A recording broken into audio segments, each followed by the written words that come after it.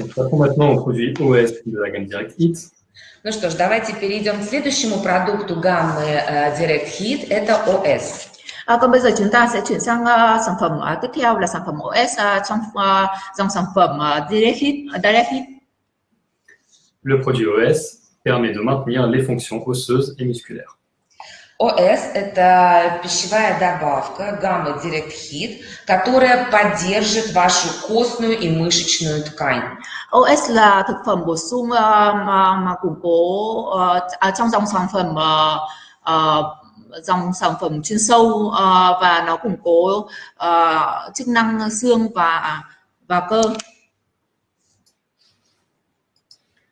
Les os sont continuellement soumis à un processus de renouvellement. Кости постоянно подвергаются процессу обновления. Xương của chúng ta liên tục trải qua quá trình đổi mới. Notre capital osseux s'adapte en remplaçant l'ancien tissu par un nouveau. И состояние нашей костной ткани адаптируется и каждый раз заменяет старую ткань на новую. Và tình trạng xương của chúng ta thì thường xuyên được thích nghi và với các căng thẳng sinh học của sự tồn tại của chúng ta. Ce processus confère à l'os d'incroyables propriétés d'auto-guérison. Этот процесс дает костям удивительные свойства самовосстановления. Và bằng cách này thì thay thế mô cũ bằng mô mới, và quá trình này mang lại cho xương các đặc tính phục hồi tuyệt vời. Mais dans certains cas, ce processus naturel d'auto-réparation est insuffisant. Но иногда, в некоторых случаях, этот естественный процесс самовосстановления идет медленно или недостаточно хорошо. Tuy nhiên, trong một số trường hợp cố định thì quá trình tự sửa chữa tự nhiên này đã không đủ, và việc bổ sung không đủ hoặc là chậm. Un apport en vitamines et minéraux peut alors s'avérer nécessaire. И тогда нашему организму, нашей костной ткани необходима помощь в виде добавок витаминов и минералов. Và do đó cơ thể chúng ta cần sự trợ giúp, và việc bổ sung vitamin và khoáng chất có thể giúp ích. Alors, OS a deux fonctions principales. ОС имеет две основные функции. OS có hai chức năng chính. Il joue un rôle clé pour les os. Прежде всего, этот продукт играет ключевую роль для здоровья костей. Điều quan trọng nhất và đầu tiên là nó đóng góp một vai trò quan trọng đối với xương. OS permet de maintenir et renforcer la composition minérale. ОС поддерживает и усиливает минеральный состав костей. OS duy trì thành phần khoáng chất của xương. Et OS contribue également à la fonction musculaire et favorise le métabolisme des protéines. Также ОС способствует нормализации функций мышц и также способствует метаболизму белков. Và OS cũng cung cấp phần bình thường hóa chức năng của cơ bắp và thúc đẩy chuyển hóa protein. Alors, à qui est destiné le produit OS? Итак, кому же предназначен продукт ОС? Và bây giờ chúng ta xem là mục tiêu và những sản phẩm này là sẽ giúp cho những thành phần đối tượng nào? Donc, la première cible, ce sont les enfants, pour leur croissance et leur développement. В первую очередь, это, конечно, дети, которые находятся в периоде активного роста.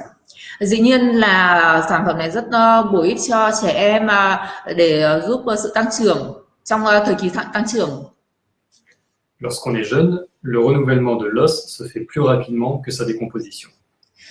Когда мы молоды, пока мы молоды, возобновление костной ткани происходит намного быстрее, чем ее разрушение. Khi chúng ta còn trẻ, khi đó thì xương mới được tạo ra nhanh hơn xương cũ mà đã bị phá hủy. La masse osseuse maximale est atteinte vers l'âge de 20 ans, puis se stabilise avant de décliner naturellement. Мышечная ткань достигает своего, Костная. костная ткань достигает своего максимального значения к 20 годам, потом стабилизируется и с возраста начинает уменьшаться, разрушаться. Khối lượng xương được đạt đỉnh sau khi chúng ta đạt 20 tuổi và trong một thời gian nào thì nó sẽ duy trì và sau đó bắt đầu suy giảm. Des os solides et sains formés dès la phase de croissance garantissent une base solide. Таким образом, крепкие и здоровые кости, которые сформировались в период роста, гарантируют нам прочную базу на всю жизнь. Vì thế khi mà chúng ta có bộ xương chắc và tốt thì nó sẽ là một nền tảng cho cuộc sống lành mạnh của chúng ta, cuộc sống tốt và khỏe mạnh.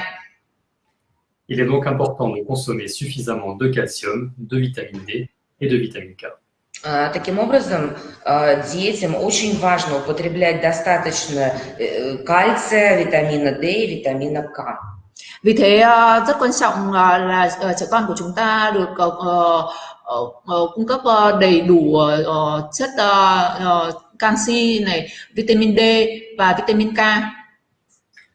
La seconde cible sont les femmes et les hommes de plus de 60 ans. Следующая очень важная группа – это женщины и мужчины старше 60 лет. Và thành phần thứ hai cũng rất quan trọng là những phụ nữ và nam giới hơn 60 tuổi, từ 60 tuổi trở lên. Le risque de chute lié à une instabilité posturale et à des faiblesses musculaires est important. В этом возрасте очень сильно повышается риск падения, связанный уже с нестабильностью тела, с мышечной слабостью. Vào độ tuổi đó thì có nguy cơ cao bị ngã do mất ổn định tư thế và yếu cơ. Les chutes sont un facteur de risque de fracture osseuse. И, естественно, этот риск падения провоцирует риск переломов. Và tất nhiên nguy cơ ngã thì là một yếu tố nguy cơ làm cho gãy xương. La perte naturelle de la densité minérale osseuse augmente le risque de fragilité, pouvant entraîner des fractures. И естественная потеря плотности костей также провоцирует риск вот таких вот спонтанных переломов. Và mất mật độ xương tự nhiên và tuổi tác theo thời gian thì làm tăng nguy cơ xương bị mỏng và có thể dẫn đến gãy xương tự nhiên. Dans les années post-ménopausées, même les femmes en bonne santé courent un risque de fracture accru par rapport aux hommes. И у женщин в периоде постменопаузы даже у здоровых женщин повышается и риск падения, и риск переломов, который выше, чем у мужчин. Và phụ nữ trong thời kỳ mãn kinh thì có nguy cơ ngã nguy cơ ngã cao hơn là đối với nam giới. Alors, concernant la composition de OS, il contient 3 ingrédients majeurs. Давайте поговорим о составе продукта OS. Còn bây giờ chúng ta sẽ nói về thành phần của sản phẩm OS. Ces 3 ingrédients majeurs sont bien évidemment le calcium, la vitamine K2 et la vitamine D. Три основных компонента – это, естественно, кальций, витамин К и витамин D. Ba thành phần chính tất nhiên là canxi, vitamin D và vitamin K. À cela s'ajoutent d'autres ingrédients complémentaires. Сюда, к этой тройке добавляются другие полезные вещества. Và bổ sung vào ba thành phần chính là những chất bổ ích khác. La silice, le zinc, la vitamine B6, B9 et B12. Кремний, цинк, витамин B6, B9 и B12. Chất silica, kẽm, vitamin B6, vitamin B9 và vitamin B12. Voyons maintenant les améliorations que nous avons apportées aux produits OS. Давайте посмотрим на нашу традиционную таблицу, да, какие улучшения мы внесли в формулу продукта ОС. Bây giờ chúng ta sẽ xem cái bảng thường trị của chúng ta, cái bảng so sánh sản phẩm cũ và sản phẩm mới, và để xem chúng ta đã củng cố sản phẩm mới như thế nào. Nous utilisons un calcium bioactif breveté d'origine marine en provenance d'Islande. Итак, в составе ОС мы используем кальций, запатентованный, морской, биологически активный из Исландии. Trong sản phẩm mới chúng tôi dùng canxi là canxi hoạt tính sinh học biển từ Iceland. Le shilajit a été remplacé par du bambou riche en silice. Шиладжит был заменен экстрактом бамбука, который богат диоксидом кремния. Chiết xuất shilajit được thay thế bằng chiết xuất tre mà giàu chất silica. Nous avons ajouté du zinc qui permet le maintien des os. Мы также добавили цинк, который влияет на крепость костей. Còn thêm chúng tôi đã bổ sung kẽm mà cũng giúp cho làm xương chắc hơn. Et nous avons augmenté les dosages de toutes les vitamines. А также увеличили дозы всех витаминов, входящих в состав продукта. Và chúng tôi cũng tăng liều lượng của các chất khác trong được bao gồm trong sản phẩm. Alors, concernant le calcium aquamine. Давайте поговорим о кальции под торговой маркой Aquamin. Bây giờ chúng ta sẽ nói về chất canxi được có tên thương hiệu Aquamin. Le calcium est universellement connu comme étant la base des os solides. Кальций известен как строительный блок, как строительная база для костей. Canxi thường được biết đến như là khối xương, khối xây dựng của xương chắc khỏe. Avec l'âge, les os deviennent plus poreux et donc plus légers et moins denses. С возрастом кости становятся более пористыми, легкими и менее плотными. Như chúng tôi đã nói thì với tuổi tác thì đặc biệt là sau 40 tuổi thì xương của khối lượng xương của chúng ta được giảm dần cả ở nam giới và nữ. Les os faibles montrent une perte de calcium dans la matrice minérale osseuse. Слабые кости показывают большую потерю кальция в минеральном матриксе кости. Khi mà xương của chúng ta yếu thì việc đấy được hiểu nghĩa là trong xương của chúng ta có thiếu chất canxi. Aquamine, c'est un calcium bioactif breveté d'origine marine. Аквамин – это запатентованный морской биологически активный кальций. Aquamin là canxi hoạt tính sinh học biển mà được cấp bằng sáng chế. Cette algue rouge absorbe le nutriment essentiel présent dans la mer pendant sa croissance. Добывается он из красной водоросли, которая поглощает важные питательные вещества из моря во время своего роста. Chất canxi này được lấy từ chất là alga đỏ. Ces algues sont récoltées en Islande conformément au procédé de récolte durable. Эти водоросли собираются в Исландии в соответствии со всеми правилами сбора водорослей. Alga đỏ này được thu hoạch tại Iceland và nó hấp thụ các chất dinh dưỡng thiết yếu từ biển trong quá trình tăng trưởng của nó. Un apport en calcium permet de normaliser la fonction musculaire. Кальций помогает нормализовать мышечную функцию. Canxi giúp bình thường hóa chức năng cơ bắp et de maintenir une composition minérale osseuse. А также поддерживать нормальный костный минеральный состав. và duy trì thành phần bình thường của xương.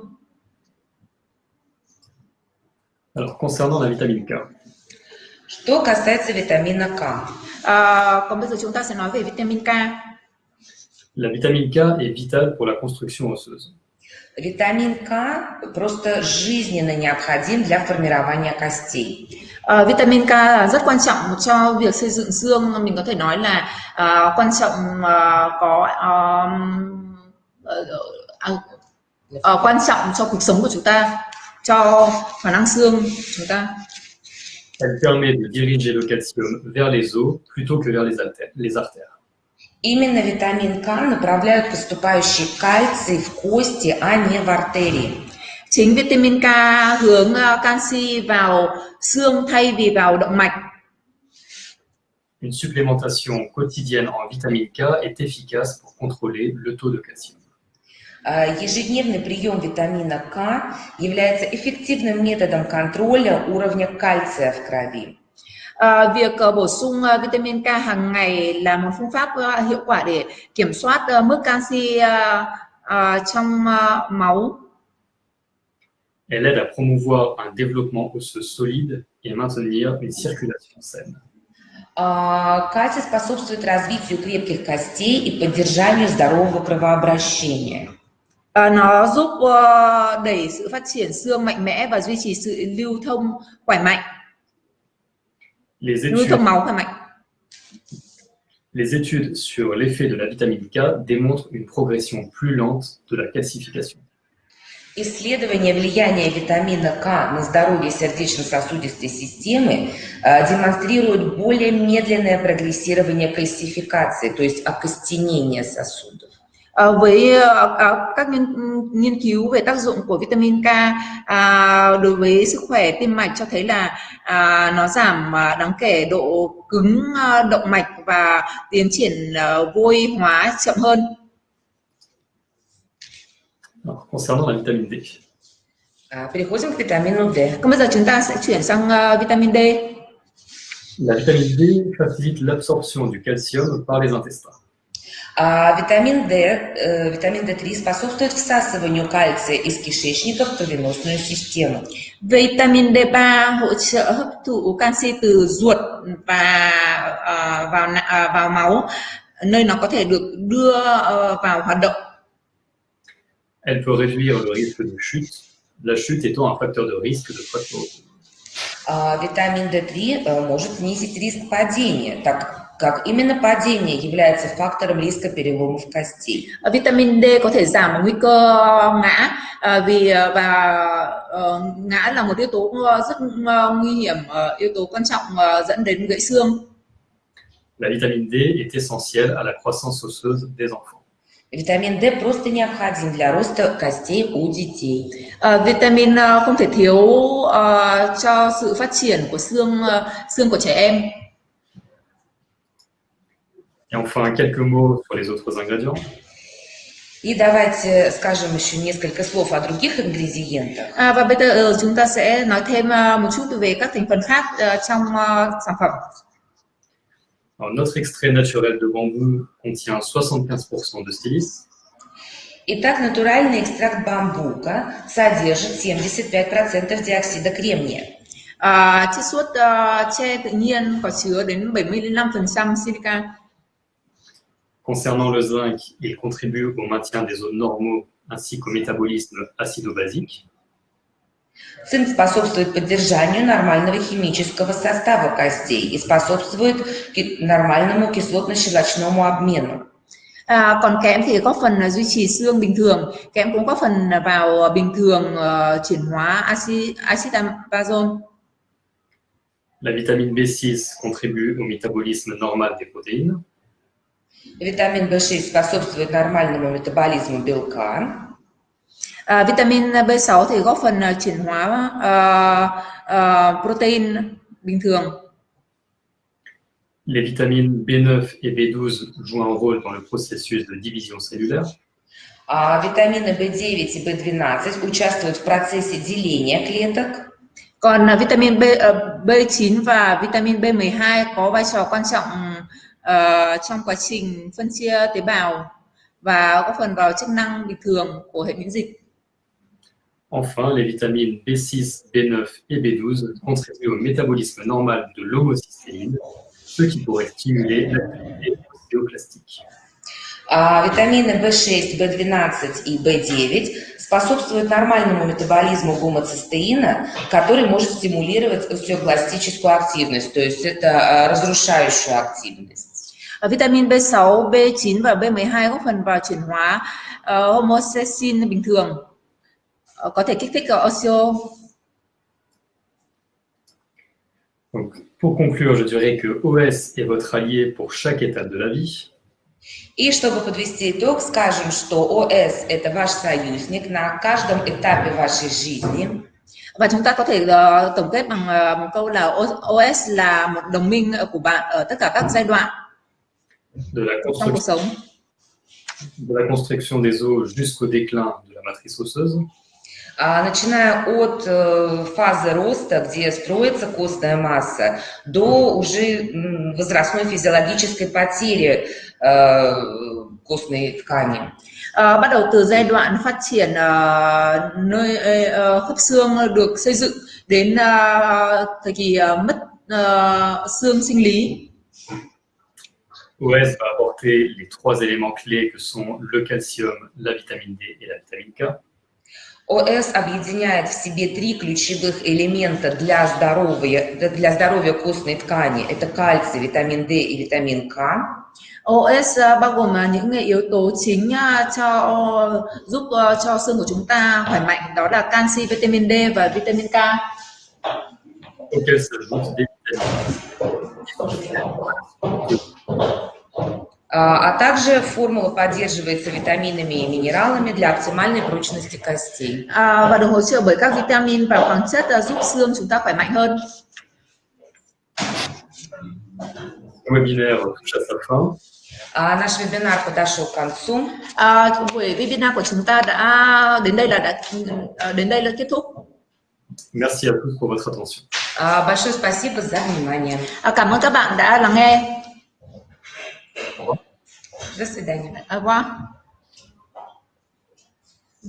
Здравствуйте.